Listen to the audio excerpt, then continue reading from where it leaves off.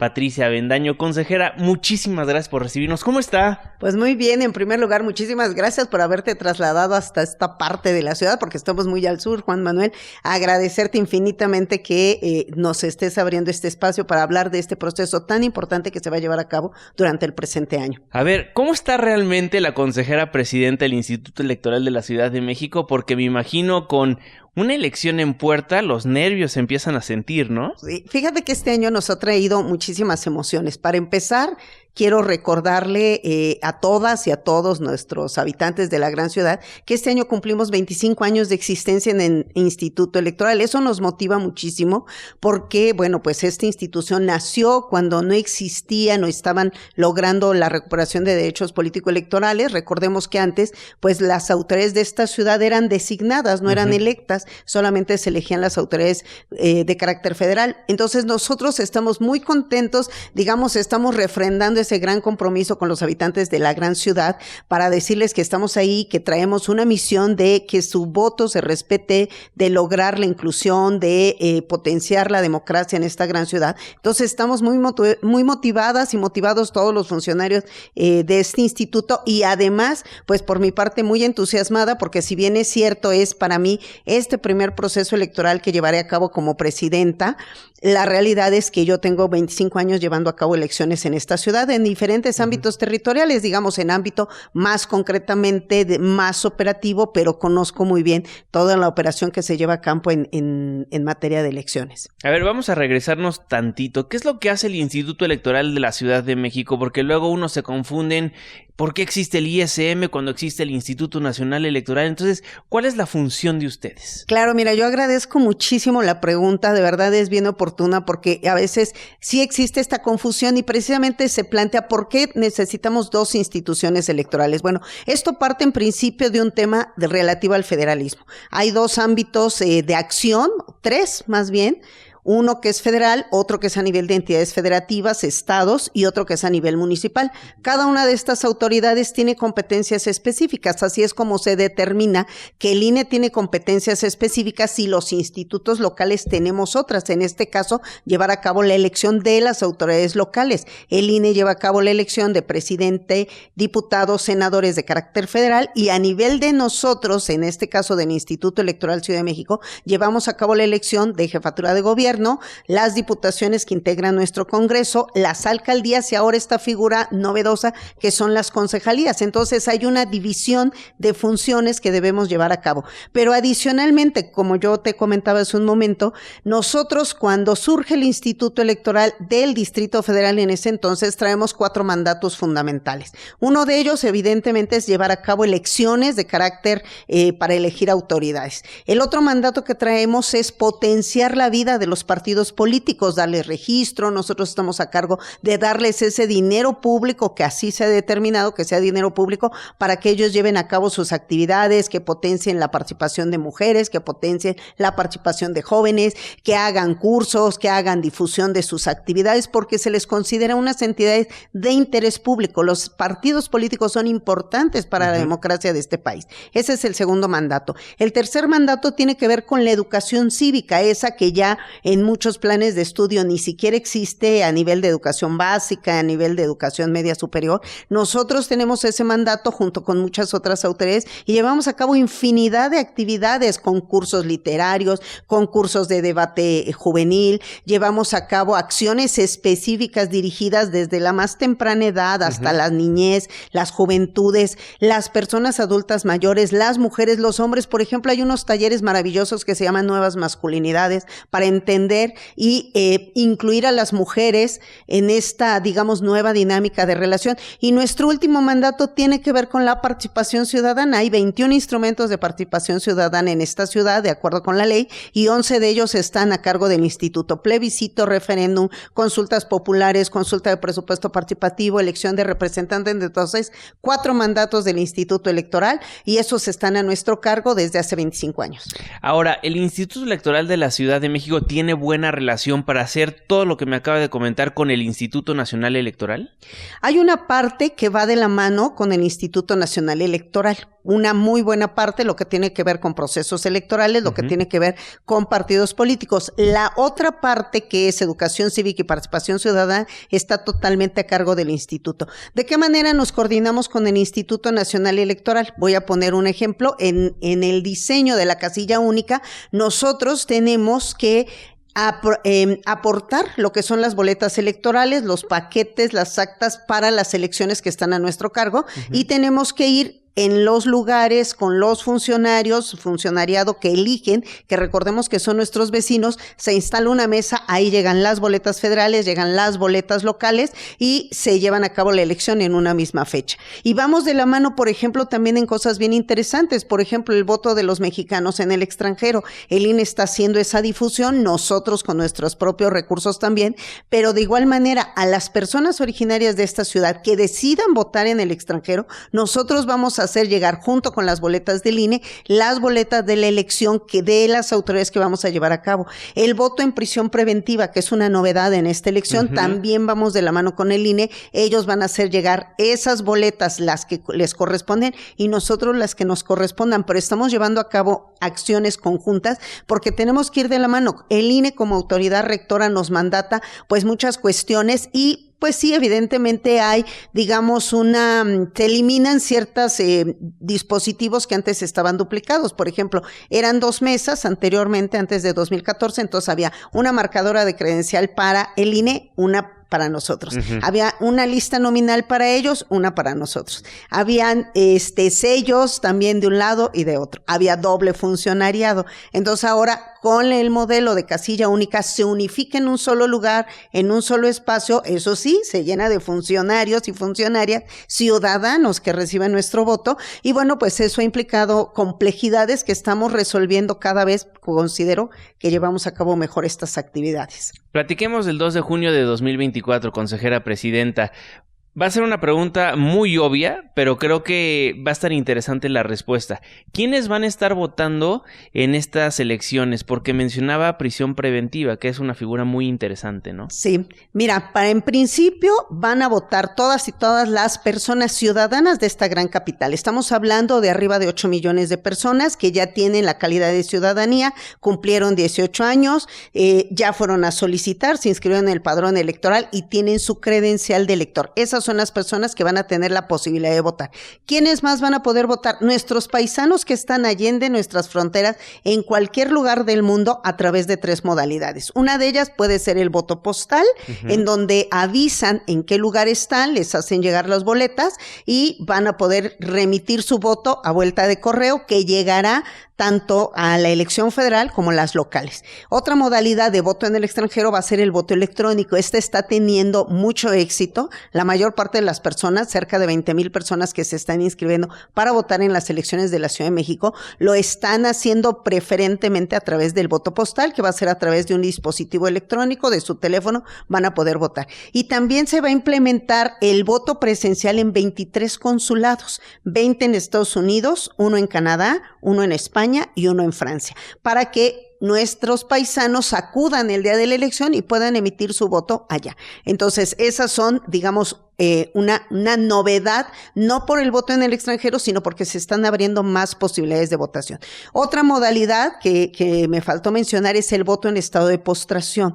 Ya tenemos un mandato, tanto las autoridades federales como las locales, de garantizar a las personas que por alguna circunstancia no se puedan trasladar a la casilla, por enfermedad, por incapacidad de movilidad, por, no sé, alguna condición de salud, se está garantizando que el INE número 1 ya los puede credencializar, lo ha estado haciendo. Se les pregunta si desean votar desde su domicilio y se les va a llevar previamente las boletas, tanto las del INE como las de nosotros, y vamos a ir en un acompañamiento. Obviamente no vamos a irrumpir todos en el domicilio, claro. Solamente se va a hacer un acompañamiento. Ingresará al domicilio alguna de las personas funcionarias que tengan, digamos, ese mandato, acompañadas de, pues, representantes de partidos políticos, de representantes del Instituto Electoral de la Ciudad de México, para que esas personas puedan votar anticipadamente. Otra modalidad es el voto en prisión preventiva, y esto es bien importante mencionarlo, que parte de un principio básico de derechos humanos de presunción de inocencia. Las personas que están en prisión preventiva son personas que no tienen una sentencia firme, sí, que están recluidas porque están en proceso de investigación, que está en proceso todo su juicio o su valoración de si es culpable o no, pero en principio, mientras no tengan una sentencia, son inocentes. Correcto. Entonces, se ha determinado que estas personas, nosotros como instituciones electorales, tenemos que garantizarles ese derecho. Estamos haciendo una campaña muy importante al interior de los centros de reclusión para darles esta buena noticia, para decirles que van a poder votar, y el modelo que se va a seguir es tipo el voto postal. Se les va a preguntar si quieren participar. Una vez que ellos digan sí quiero participar, que estén registrados en el padrón electoral. Si no cuentan con la credencial, el INE está haciendo las adecuaciones necesarias para identificarlos si no tienen la credencial, para identificar si alguna vez se registraron. Y una vez que ellos digan sí queremos votar, se les va a hacer llegar por anticipado las boletas, tanto federales como locales. Entonces tendremos pues muchas modalidades. Entonces todas estas personas son alrededor de 7,000. Veremos cuántas se van a inscribir para votar. Ahora, creo que aquí podríamos partir en dos rumbos, ¿no, Presidenta? ¿Qué es lo que opina la ciudadanía después de que dieron a conocer esto? Y por otro lado, ¿qué le dicen a usted cuando va a las prisiones de la capital del país a decirles van a tener el derecho a votar?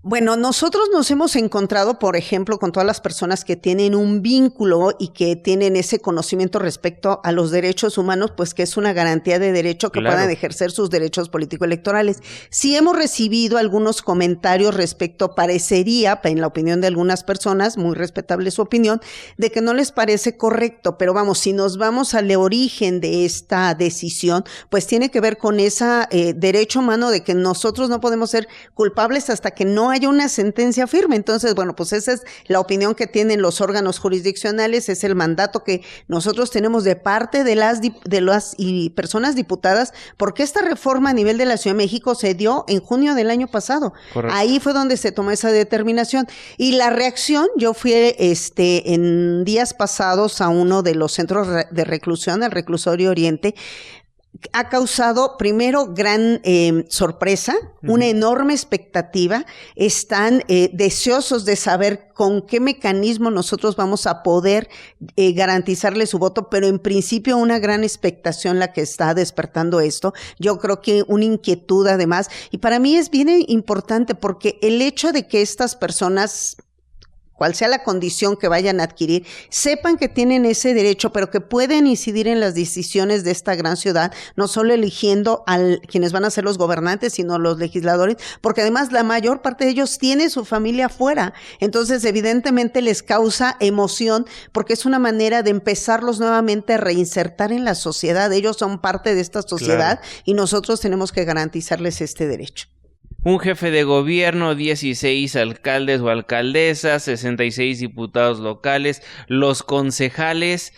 Hay mucho trabajo que hacer por parte del Instituto Electoral de la Ciudad de México. Rumbo al 2 de junio, ¿cómo se están preparando los consejeros y las consejeras? Claro, pues mira, como bien lo señalas, viene una elección bien importante donde vamos a elegir a la persona que va a ser nuestra futura jefa o jefe de gobierno, los 16 alcaldes, 204 concejales y 66 diputaciones. Una de esas diputaciones va a ser una diputación migrante, así como va a haber el voto en el extranjero, para que las personas puedan participar, puedan decidir, puedan apoyar, porque ellos nos apoyan mucho desde donde están. No es un secreto para nadie los enormes recursos que llevan por concepto de remesas. Ellos están involucrados, tienen ese vínculo muy cercano con nuestro país, con nuestra ciudad. Entonces, no solo pueden votar, sino que ya las personas pueden participar como diputados migrantes. Pueden ser a través de una candidatura sin partido o puede ser a través de un partido político. Los partidos en este momento están definiendo sus candidaturas para registrar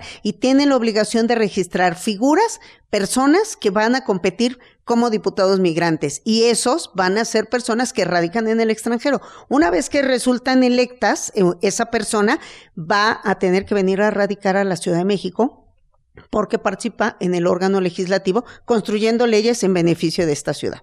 Patricia Avendaño, ¿qué es lo que más le preocupa de este proceso electoral? ¿Será que los jóvenes no salgan a votar? Esa es una enorme preocupación. Tenemos muchas preocupaciones, pero una de las más importantes, precisamente, y diste en el clavo, fíjate que haciendo un análisis de datos de respecto a cómo ha venido la participación, pues se ubica por grupos etarios. Entonces hemos detectado que además, desafortunadamente, no es un fenómeno solo de la Ciudad de México, es un fenómeno nacional. Pero concretamente para la Ciudad de México, en la elección 2021 detectamos que las juventudes de entre 19 y 35 años no salió a votar en un 60%. Sacan la credencial de elector, cuando cumplen 18 años acuden a votar, yo creo que por la novedad, pero después se olvidan de la credencial y no vuelven a participar. Y eso lo podemos identificar a través, aunque el voto es secreto, podemos saber quiénes votan, qué edad tienen. No tenemos más datos, más o menos podemos ubicar dónde viven, no podemos ubicar su nivel de instrucción, pero hemos detectado que no votan. Yo te quiero decir, ¿sabes cuánto representa el 60% de las juventudes que no votaron? Representa 1,500,000 personas. Y 1,500,000 personas es la lista nominal de electores de Ixtapalapa, que es la alcaldía más poblada de esta ciudad. Pero voy más allá. La última persona que ganó como jefa de gobierno de esta ciudad ganó por 2,5 millones de votos. Imagínate lo que representa que si logran convencer el candidato o candidata que sea, que esas juventudes que no salieron a votar en 2021, con pandemia y todo, no votaron, pero muchos otros sí votaron. Entonces la gente que votó, pues tiene que saber que ese poder tiene, pero además el poder de las juventudes que pueden transformar decisiones de esta ciudad. Y yo lo que quiero decirte, y me parece muy preocupante, es que los adultos, y los funcionarios que nos desempeñamos en muchos ámbitos, seguramente no estamos sabiendo comunicarle a las juventudes la importancia de su voto. No solamente es ir a marcar una hoja e introducirla en una urna. Esa decisión, ese pedazo de soberanía que ejercen en ese momento, se refleja en leyes que te pueden beneficiar o no. Se refleja en programas de gobierno, se refleja en decisiones específicas de las alcaldías, se refleja en muchas determinaciones que te pueden beneficiar o no. Entonces, si no, logramos comunicar, como que hacer ese contacto de que las juventudes se den cuenta de la importancia del voto, que no es un simple marcar una hoja, sino que se transformen decisiones en leyes, pues me parece que nos estamos equivocando nosotros. Yo no podría decir que hay una responsabilidad de las juventudes. Los adultos tenemos esa misión de decirles cuál es la importancia. Y lo más irónico, de verdad te lo quiero decir, en la época en que yo era joven, salíamos a exigir el poder participar, salíamos a las calles, marchábamos, escribíamos, decíamos, demandábamos. Y ahora que la puerta está abierta, a mí me sorprende que digo, ¿y ahora que pueden votar? ¿Por qué no votan? Claro. ¿Por qué no votan? ¿Dónde están esas juventudes vibrantes, informadas, cuestionadoras, críticas de lo que hacemos las autoridades? Necesitamos que estén aquí, son parte de la discusión pública,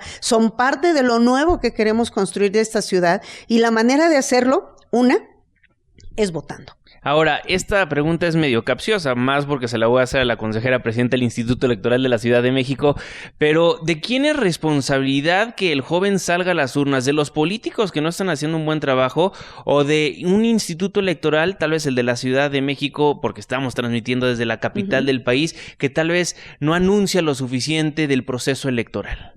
Fíjate que en una reflexión que yo he realizado de manera personal, no hemos llevado a cabo un análisis porque tiene muchas aristas y tendría muchas implicaciones, pero la respuesta que yo me doy es responsabilidad de todas las autoridades, es responsabilidad de los partidos políticos porque deben de buscar plataformas que sean atractivas para las juventudes, es responsabilidad de que elijan candidatos que conecten con las juventudes, es responsabilidad de las autoridades de si hacen o no hacen bien su trabajo y cómo comunican de la importancia, es responsabilidad también de las instituciones educativas para que transmitan la importancia de participar, es responsabilidad por supuesto de las autoridades electorales, es una gran responsabilidad porque nosotros les convocamos, pero si no hay esa visión de que lo cívico involucra todo lo que tiene que ver con nuestra ciudad, pues es que estamos teniendo este resultado que las juventudes no se sienten vinculadas, no se sienten motivadas. Entonces yo no lo circunscribiría solamente a una buena campaña.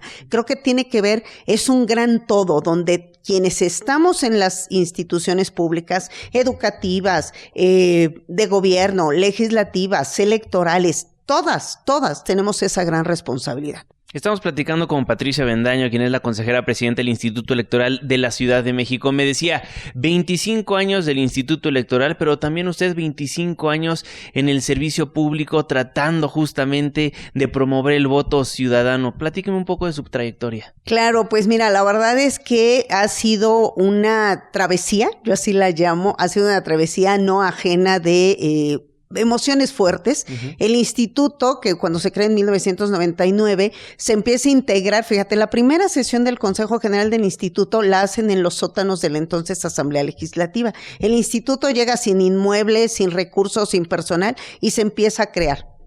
Determinan sacar un concurso para crear un servicio civil de carrera y yo participo en ese primer concurso y llegamos 64 funcionarios que teníamos el mandato pues de crear todo, de conseguir desde inmuebles, sillas, prestadas, espacios y teníamos encima una elección de representantes ciudadanos. Para mí ese ha sido uno de mis grandes retos, darme cuenta lo complejo que era todo lo que implicaba llevar a cabo una elección.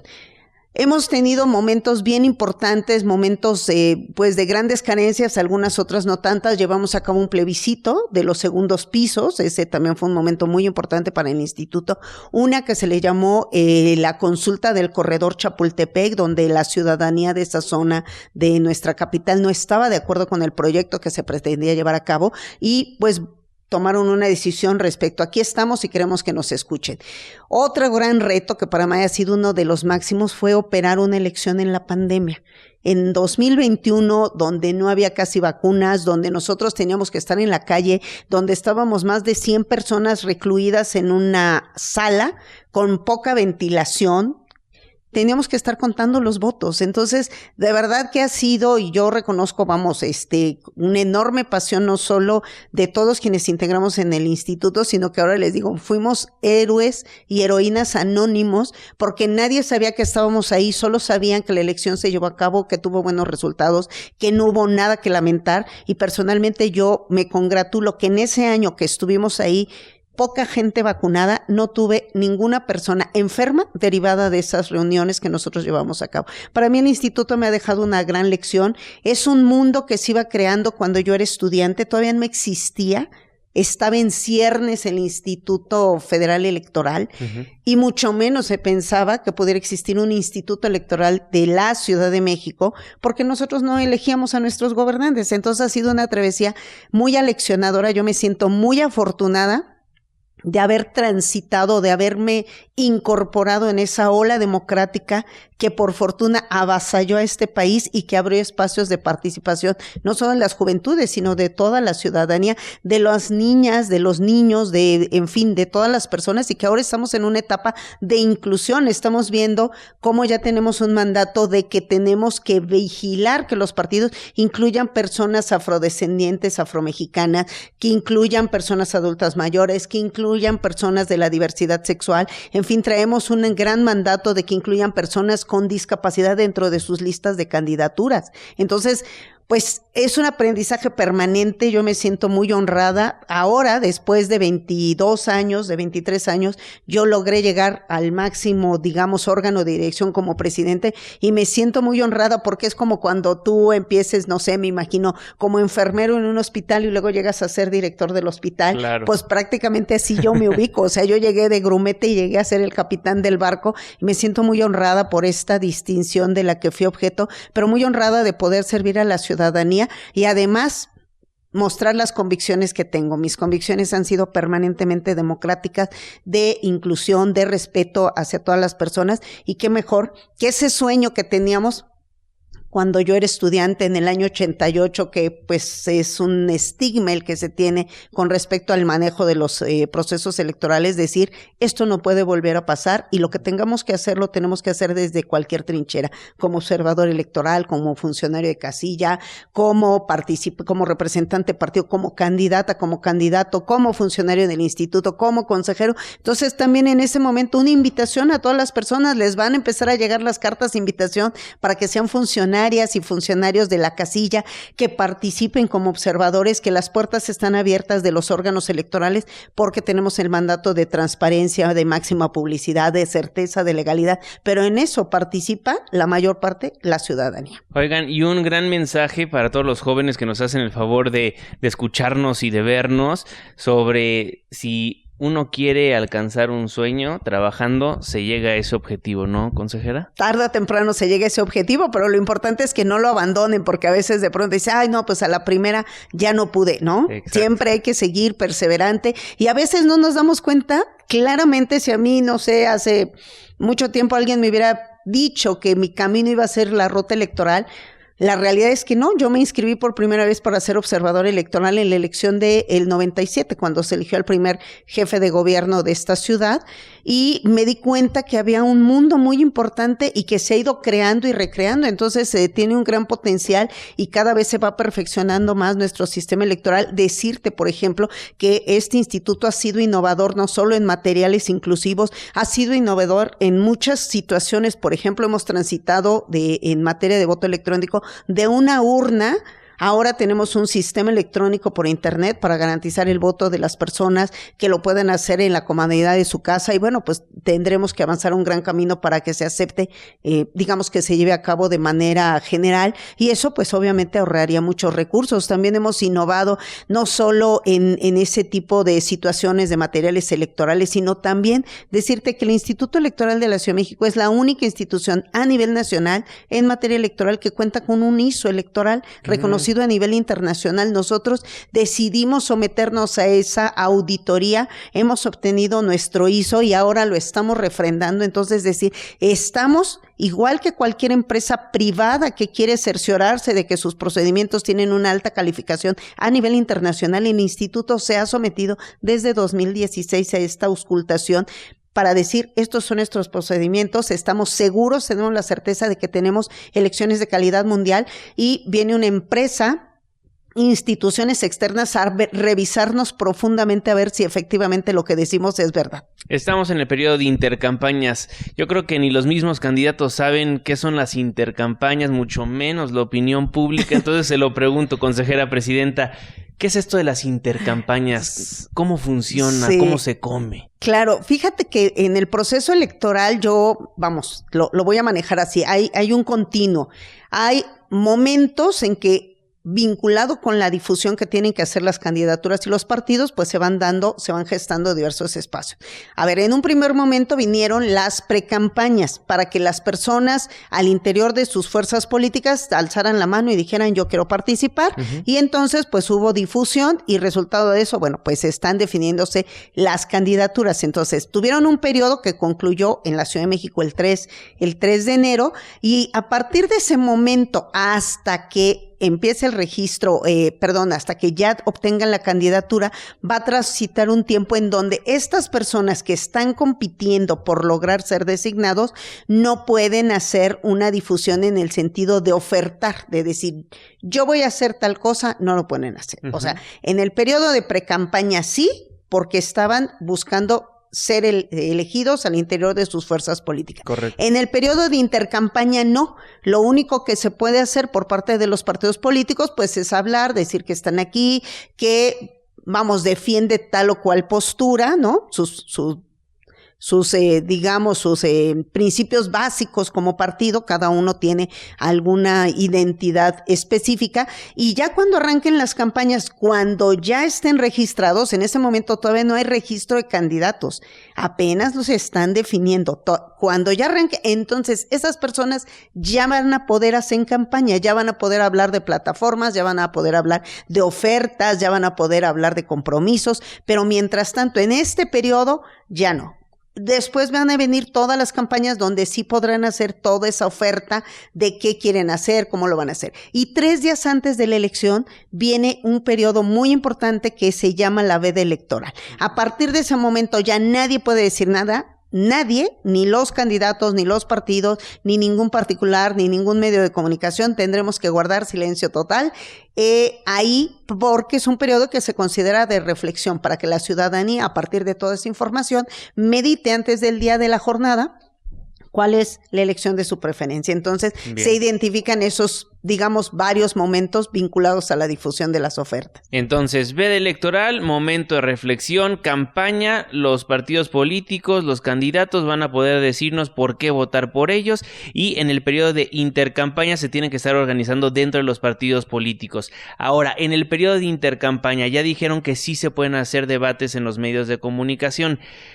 ¿El comunicador puede llegar a incurrir en alguna falta o únicamente sería los aspirantes a un puesto de elección popular? Pues en principio creo que quienes deben de tener mayor cuidado son precisamente las personas que están aspirando a obtener una candidatura, porque en este momento pues ya pueden empezarse a perfilar quiénes son estas personas, pero no pueden hacer si tú llegas y le preguntas, ¿usted qué ofrece en su gobierno? Entonces deben sobre todo deben de tener mucho cuidado respecto a cómo van a responder esa pregunta. Entonces definitivamente podrán hablar pues de las convicciones que tienen, de que pues se tiene que garantizar, por decir, los derechos humanos, de que hay que potenciar, no sé, pues el beneficio, pero no pueden hacer promesas, no pueden adelantar cuáles van a ser, digamos, esas ofertas políticas hacia la ciudadanía. Bien. Eso no lo pueden hacer. Yo creo que, y bueno, obviamente los límites que siempre deben de existir, el respeto, evitar campañas negras y evitar la difamación, la injuria, la violencia política contra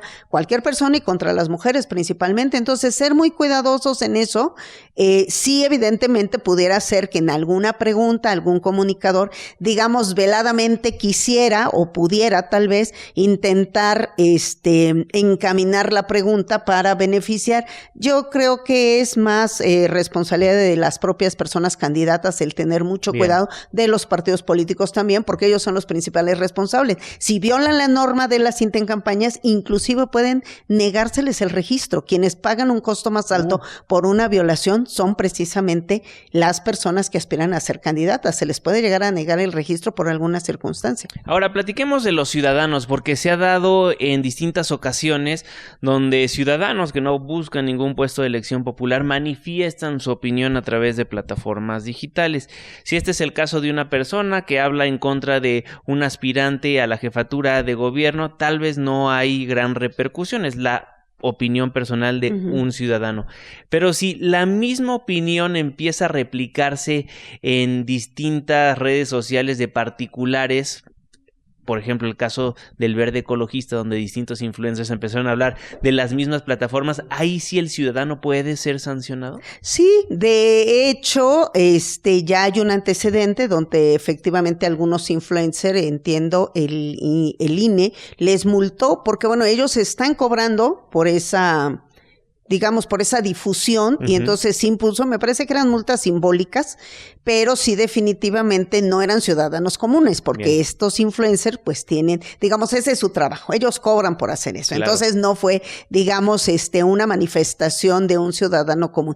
Pero también pues hay candados, porque como yo decía, hay limitantes, el respeto a la vida humana, las campañas negras, ofender, difamar, violentar, tiene un límite que lo marca la ley y que pues todos debemos de estar atentos. Por ejemplo, nosotros en estos momentos estamos llevando a cabo para la precampaña y para las campañas, vamos a llevar a cabo en la precampaña, llevamos a cabo un monitoreo con perspectiva de género para saber cuántas menciones, de qué manera. De hecho, yo estaba viendo una noticia del INE en donde decían que había muchas menciones para una de las personas que está aspirando, pero las menciones eran negativas con respecto a la otra contendiente. Entonces Entonces decíamos, los órganos electorales, los tribunales vamos a estar muy atentos para tomar las medidas pues correctivas, preventivas en principio es difundir que todos debemos de tener cuidado, todos en general, pero correctivas en caso de que alguien infrinja las normas, que esos son los límites, el respeto al derecho humano. No quiere decir que no pueda haber